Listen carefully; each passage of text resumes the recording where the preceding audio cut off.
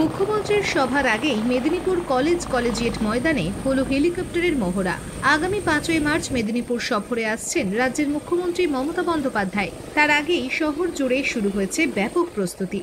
একদিকে মুখ্যমন্ত্রীর সফরকে ঘিরে সেজে উঠেছে সভাস্থল, অন্যদিকে সভা সফল করার লক্ষ্যে চলছে পুলিশ প্রশাসনের দফায় দফায় বৈঠক। পাশাপাশি চলছে তৃণমূলের কর্মী সভা। তারই মধ্যে কলেজ ময়দানে শনিবার দুপুরে ওঠানামা করল হেলিকপ্টার। প্রশাসনিক সূত্রে জানা গেছে 4 মার্চ বিকেলে মেদিনীপুরে উপস্থিত হবেন মুখ্যমন্ত্রী। তার জন্য কলেজ ময়দান ও বিধাননগর খেলার মাঠে অস্থায়ী হেলিপ্যাড তৈরি করা হয়েছে। অন্যদিকে মুখ্যমন্ত্রী এবারের সফরে এসে প্রায় 16.5 কোটি টাকার আর্থিক মূল্যে তৈরি স্বাস্থ্য বিভাগীয় একাধিক উদ্বোধন করবেন বলে জানান জেলার মুখ্য স্বাস্থ্য আধিকারিক ডক্টর সৌম্য শঙ্কর ষড়ঙ্গী।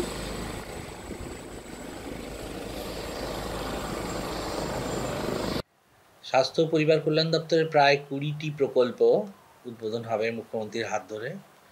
আমরা অপেক্ষায় আছি। প্রায় 16.5 কোটি অর্থমূল্যের বিভিন্ন প্রকল্প উনি জেলার জন্য উদ্বোধন করবেন।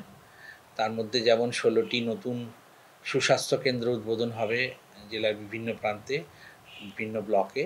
ঠিক সেরকমই 100 বেডের একটি নতুন ভবন তৈরি হয়েছে খড়গপুর হাসপাতালে, সেটা তার উদ্ঘাটন হবে।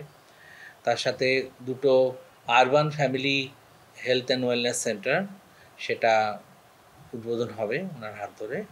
এরকমভাবে প্রায় 20টি প্রকল্পের উদ্বোধন যেমন হবে, তার মধ্যে ব্লক পাবলিক হেলথ ইউনিটও আছে, যেটা কেশপুরে হয়েছে, সেটারও উদ্বোধন করবেন উনি। কত মানুষ উপকৃত হবে? প্রত্যেকটি সুস্বাস্থ্য কেন্দ্রে প্রায় 5 থেকে 10 হাজার মানুষ উপকৃত হবে 16টির। সেরকমই খড়গপুর তো একটা বিশাল অঞ্চল, প্রায় 5 লাখ মানুষ সেখানে উপকৃত হবে। এছাড়াও যে ব্লক পাবলিক হেলথ ইউনিট হয়েছে তাতেও প্রায় 3-4 লাখ মানুষ উপকৃত হবেন।